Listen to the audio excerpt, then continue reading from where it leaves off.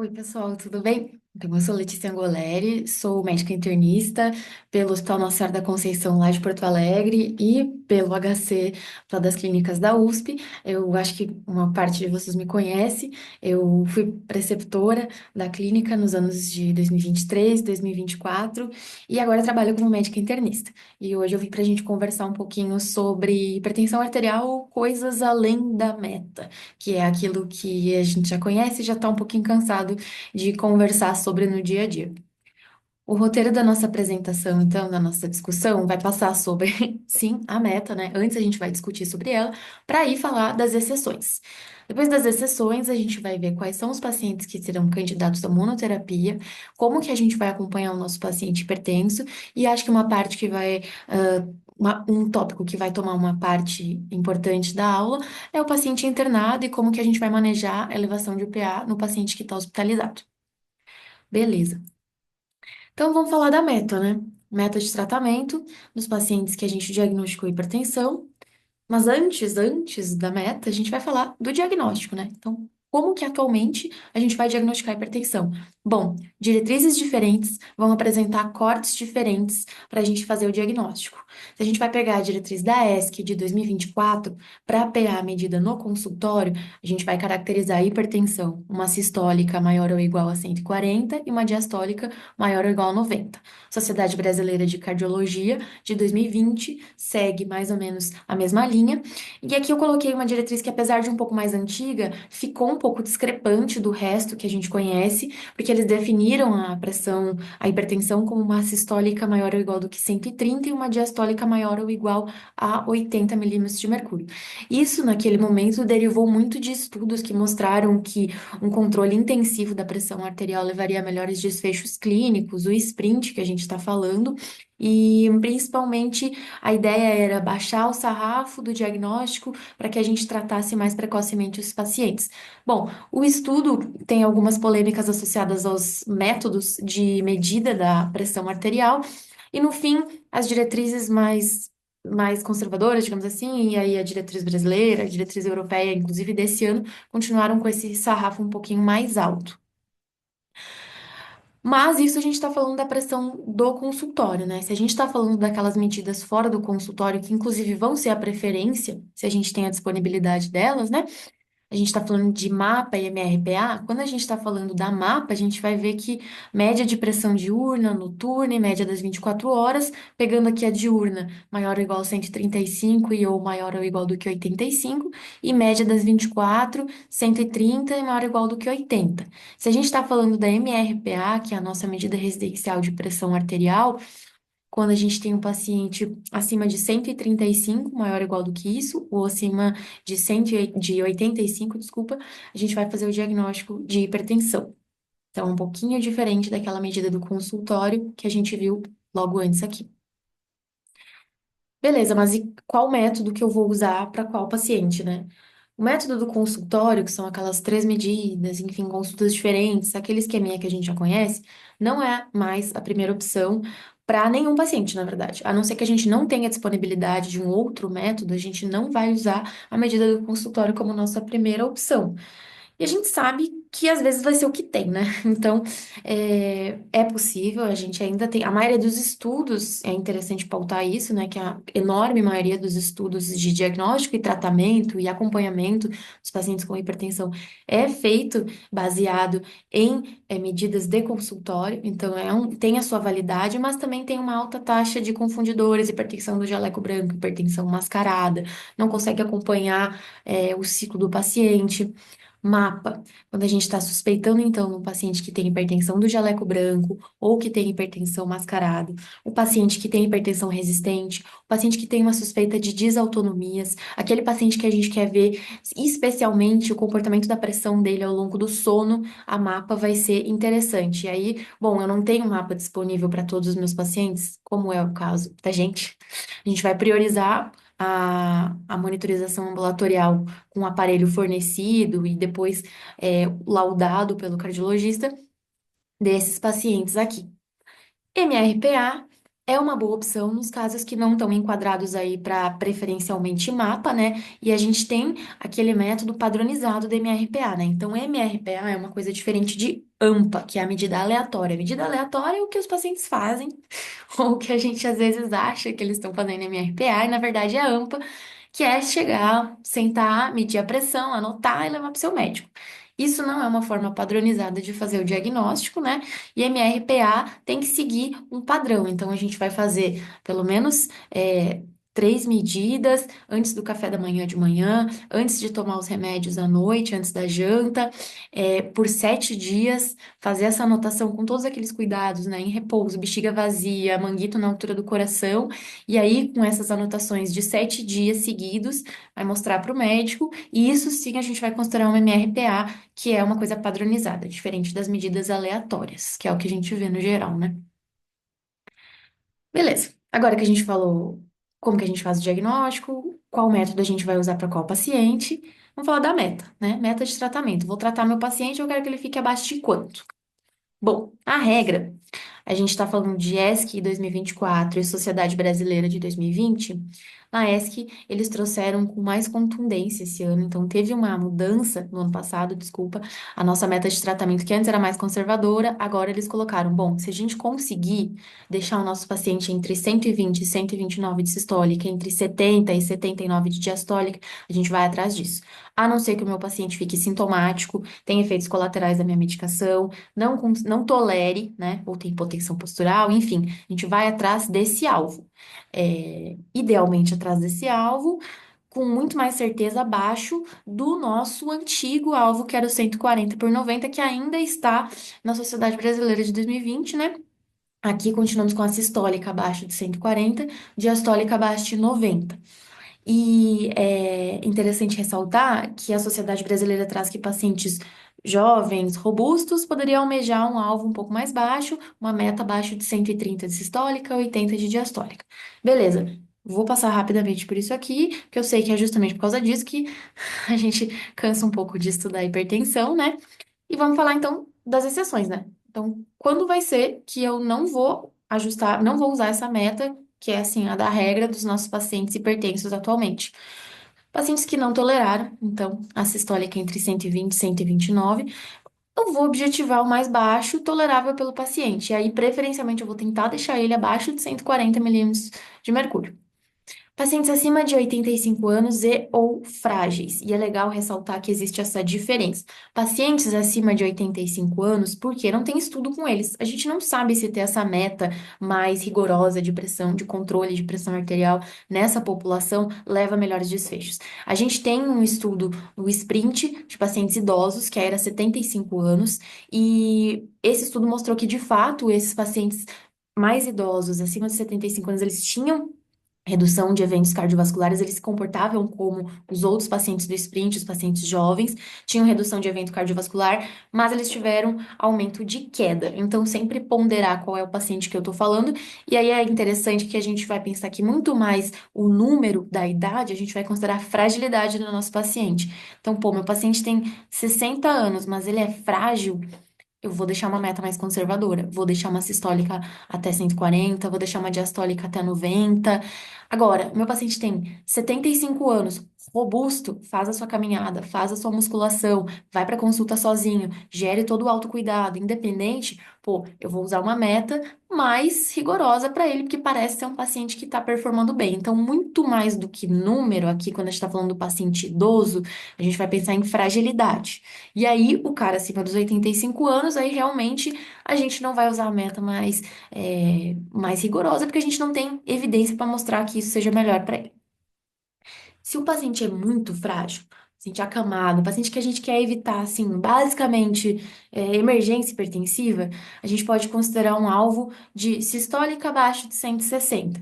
Aí, a Sociedade Europeia não trouxe isso no seu último guideline, mas a brasileira traz, e, enfim, diretrizes mais antigas traziam aí esse alvo mais conservador de abaixo de 160, só para a gente evitar complicações e emergências relacionadas à hipertensão, e não para a gente estar pensando em redução de desfechos cardiovasculares no futuro, que não é um paciente que tem um prognóstico, uma sobrevida reduzida. e os pacientes que têm hipotensão ortostática antes de começar o tratamento. Então, pô, antes do cara começar a usar o antihipertensivo, ele já tinha hipotensão ortostática sintomática, eu também vou ter um objetivo um pouco mais conservador. Uma sistólica abaixo de 140 e uma diastólica abaixo de 90, porque senão tem muita chance do meu paciente ficar mais sintomático, e aí risco de queda, risco de evento adverso de síncope, né? Beleza. E aí, para a gente chegar nessa meta, segue aí com o que a gente já sabe, né? IECA ou BRA, bloqueador de canal de cálcio, aí que a gente está falando de amlodipino, principalmente, e os tiazídicos. E esses são as quatro classes de medicamento de primeira escolha. Continuamos com essas quatro classes, sendo, né, ou IECA ou BRA. Continuamos não recomendando o beta-block como primeira escolha no tratamento de hipertensão. A Sociedade Europeia endossou, né, reforçou essa orientação de que beta-block não é a primeira linha de tratamento de hipertensão. E é interessante a gente pensar que a maioria dos pacientes vai fazer uma terapia dupla, né? Monoterapia vai ser para quem, então? Bom, a regra pela diretriz de 2024 da Sociedade Europeia é começar a terapia dupla na maioria dos pacientes. Por quê? Vários estudos retrospectivos e ensaios clínicos randomizados, alguns lá dos anos 2000, outros mais recentes, 2017, 2021, mostraram que os pacientes com dupla terapia, eles têm um melhor controle pressórico, e isso é provavelmente por mecanismos aditivos ali de controle pressórico e sinergismo entre esses fármacos. E aí as nossas duplinhas preferenciais vão ser o IE-Cobra mais o bloqueador de canal de cálcio ou o IE-Cobra mais o tiazídico. Tá, e aí a monoterapia, para quem que a gente vai usar, né? Então, a gente vai considerar iniciar o nosso tratamento em monoterapia no paciente que tem mais de 85 anos ou frágil, né? Ou frágil, que a gente não tá almejando um controle tão rigoroso de pressão. O paciente que tem a hipotensão ortostática sintomática, então, na mesma linha desse paciente mais idoso e frágil. Paciente que tem pressão elevada, que é aquela PAS entre 120 e 139, diastólica entre 70 e 89, ainda não bati o martelo da hipertensão, mas fiz medidas de mudança de estilo de vida, não obtive bom controle pressórico, ok, acho que nesse cara é razoável eu entrar com a monoterapia, tá? Salvo essas exceções, principalmente essas exceções, a gente vai sempre deixar o nosso paciente iniciar o tratamento do nosso paciente com terapia dupla, dois fármacos, baixa dose. Beleza. Como é que eu vou acompanhar, né, o paciente? O paciente hipertenso, ele vai ter diferentes níveis de acompanhamento, assim como qualquer outro paciente portador de uma doença crônica, né? Então, desde o diagnóstico até a gente alcançar o controle pressórico, a gente vai fazer avaliação a cada 1 a 3 meses. Principalmente no primeiro mês depois de tratamento, é interessante ter essa consulta do 1 mês. E depois, conforme for a necessidade, a gente ir reajustando o tratamento, vai ser a cada 1 a 3 meses até a gente alcançar o nosso controle pressórico. Beleza. Alcancei o meu controle pressórico, a gente vai fazer a avaliação anual. E aí, essa avaliação anual vai mudar para 3 meses, 1 mês, se o meu paciente voltar a ficar descontrolado, obviamente, né? Agora, tá tudo liso, o meu paciente tem se mantido no controle, beleza. É avaliação anual e junto com a avaliação da pressão, eu vou ver calcular o risco cardiovascular e também ver marcadores de lesão de órgão-alvo. E aí, para isso, o que que a gente vai pedir? Glicose de jejum, hemoglobina glicada, urina 1 e a relação albuminúria-creatinínúria, creatinina sérica, sódio, potássio, cálcio, dependendo do fármaco que a gente está usando, magnésio. A gente vai pedir perfil lipídico, né? Colesterol total, LDL, HDL, triglicerídeos e também um eletro de repouso. E a gente vai recorrer para o ecocardio se o paciente estiver sintomático ou se o eletro tiver alguma alteração. Se não, mantemos o eletro de repouso, tá? Ok, e o paciente internado, que eu acho que é quem tem mais diferenças aqui, e é interessante que a gente fale bastante sobre ele, porque tem diretriz nova do ano passado, e foi a primeira publicação minimamente esquematizada que oriente a nossa conduta em relação ao controle de pressão no paciente internado que está com uma elevação pressórica. Beleza, então acho que a gente tem que aqui caracterizar urgência e emergência, e na verdade aqui é uma pegadinha, porque a gente não usa mais o termo urgência, a gente usa pressão arterial elevada, pressão arterial acentuadamente elevada assintomática e emergência hipertensiva. Então a ideia é tirar o peso da palavra urgência de um número, porque a gente está vendo que o número não interessa. Interessa muito mais saber se o paciente está tendo sintomas ou manifestações clínicas laboratoriais de lesão de órgão-alvo, beleza? Então a ideia é que, assim, muito mais peso aqui em avaliação de lesão de órgão-alvo do que em número de valor de pressão. Acho que essa é a regra número um do paciente que está hospitalizado. Então, urgência não é um termo que a gente vai mais usar, vamos focar aqui em emergência. E aí, o que que a gente está falando de lesão de órgão-alvo, né? Acidente vascular encefálico, encefalopatia hipertensiva, hemorragia subaracnoide, dissecção de aorta, edema agudo de pulmão, síndrome coronariana aguda, hipertensão acelerada maligna, esse tipo de lesão de órgão-alvo que pode acontecer num paciente que se apresenta com uma pressão elevada em contexto de internação, emergência e está sintomático. E o que que a gente vai pedir, né? Primeiro, a gente vai se guiar pela nossa avaliação do paciente, né? A gente vai fazer o nosso exame físico, a nossa anamnese, o nosso exame físico completo, ver se o paciente está apresentando sinais ou sintomas de uma emergência hipertensiva, se ele tem alguma pista de lesão de órgão-alvo, e aí vai solicitar os exames laboratoriais complementares conforme a nossa suspeita de lesão de órgão-alvo. Podemos considerar solicitar esses exames aqui, mas não há consenso de que o paciente que se apresenta com uma elevação de pressão assintomática mereça exames complementares, tá? Não é um consenso, mas se a gente quiser pedir algo para o paciente assintomático, vai ser isso aqui. Mas a gente não viu que há mudança de desfecho, viu-se que observou-se em estudo que os pacientes que tinham esses exames complementares feitos é, assintomaticamente, né? Tinha uma elevação de creatinina, então injúria renal foi o mais diagnosticado, mas isso não levou a mudança de desfecho, nem de mortalidade, nem de tempo de internação. Então não parece ter sido um dado que ajudou muito na condução do caso dos pacientes. Bom, e aí, se a gente vai pensar qual é a meta de PA do paciente internado, né? Que acho que é essa a pergunta de US$ 1 milhão. A gente não tem a resposta para vários pacientes, né? Para alguns pacientes a gente tem, né? Vamos ver. Então, ele está internado por quê? Ah, paciente com AVC isquêmico? Bom, a gente já sabe que se eu não vou trombolizar, eu vou tolerar uma PA até 220 de sistólica, até 120 de diastólica. Vou trombolizar a sistólica menor ou igual de 185, diastólica menor ou igual de 110. Outro exemplo, um paciente com uma dissecção de aorta, por exemplo, a gente vai ter um alvo de sistólica entre 100 e 120, e aí, conforme diretrizes específicas dessas doenças, a gente tem metas específicas. Agora, o nosso paciente, clínica médica, osteomielite, pneumonia, pielonefrite, né? Nosso paciente clínico lá, internado, feijão com arroz. Qual que é a meta? É a mesma meta ambulatorial? O que que eu penso? O que que eu tenho que fazer quando eu vejo um 160 de sistólica nos controles? Ou quando eu sou bipada lá no plantão, porque o paciente está com 170 de sistólica, né? Como é que a gente procede?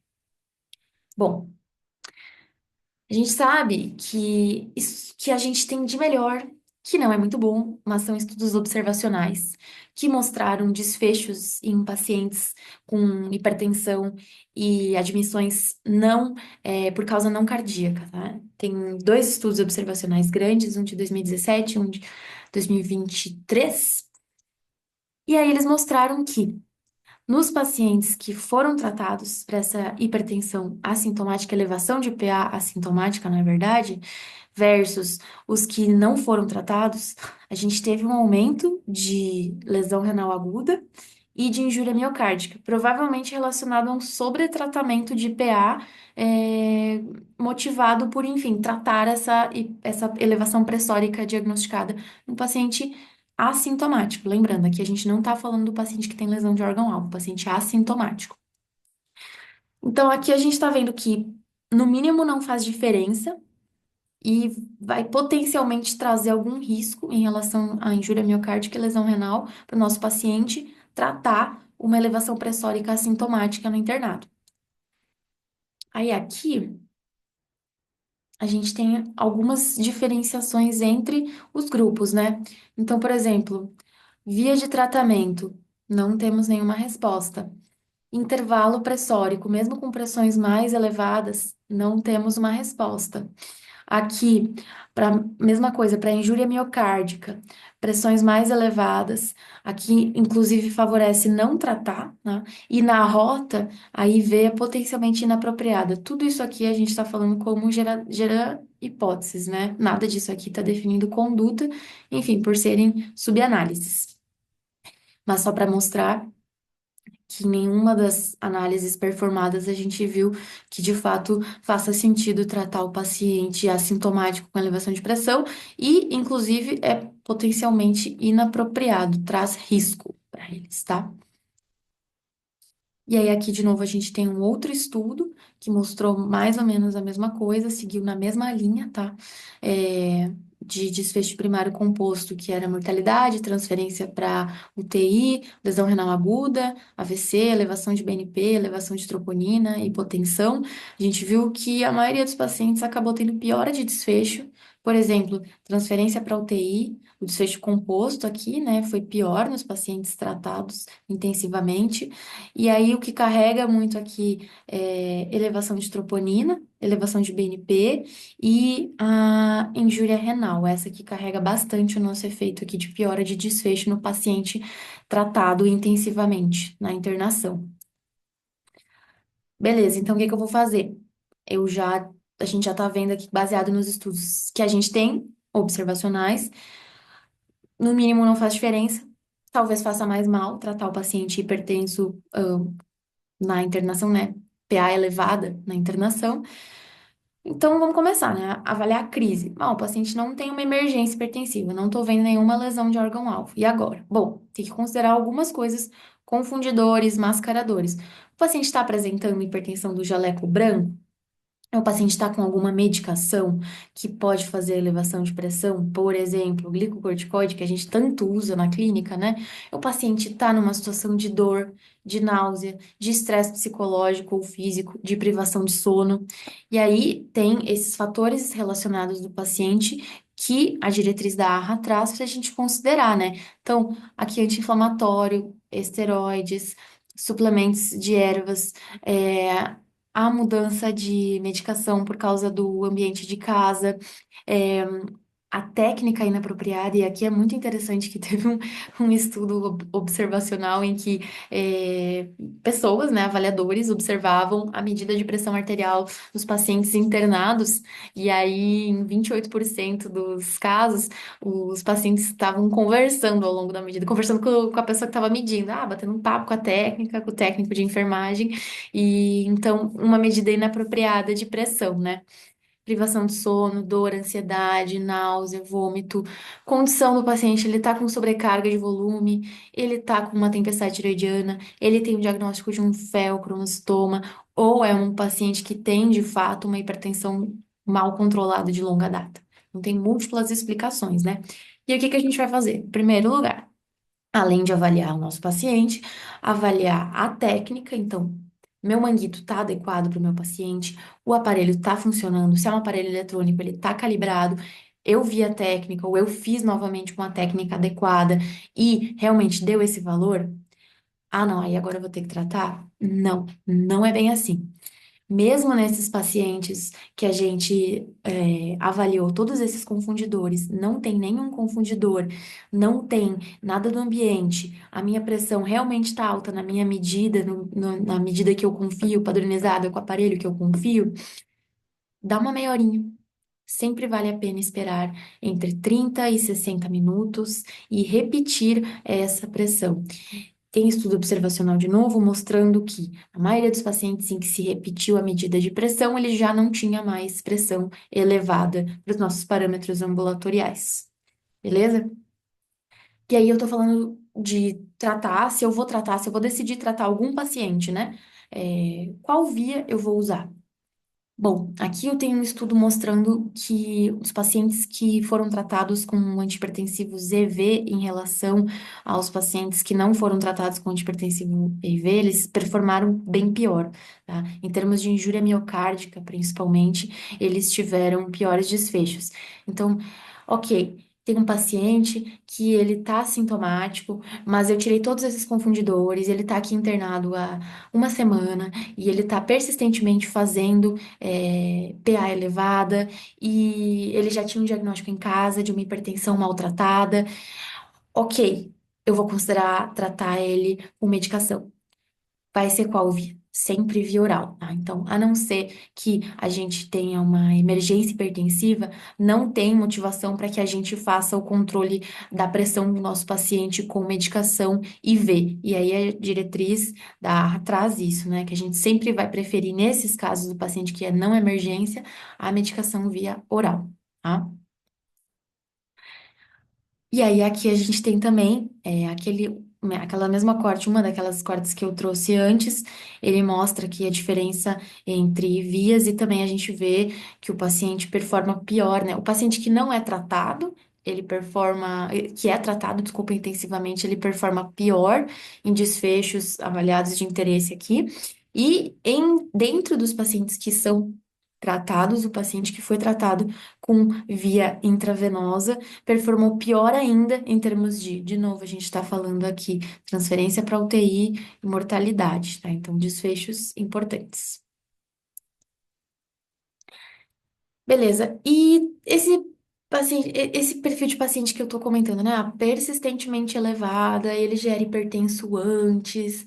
Vale a pena eu dar aquela garibada no tratamento, né? Então, pô, quero deixar meu paciente redondinho para alta, quero deixar ele com a PA controlada para chegar no ambulatório bonito, chegar no AGD bonito, né? Então, provavelmente não vale a pena. Tem estudo mostrando que a maioria dos pacientes idosos que receberam um ajuste de antipertensivo ao longo da internação não aderiram a ele. E em um ano do pós-alta, metade dos pacientes tinham deixado de usar a droga antipertensiva que foi introduzida na internação. Então, os pacientes tendem a não aderir aos tratamentos que foram iniciados em contexto de internação, talvez porque eles associem com a internação. Ah, eu estava precisando quando eu estava internado, mas agora eu estou bem. Então, potencialmente inapropriado também a gente iniciar, otimizar o tratamento do nosso paciente enquanto ele está internado. Deixa para fazer isso de ambulatório, vai melhorar desfecho, vai melhorar a adesão.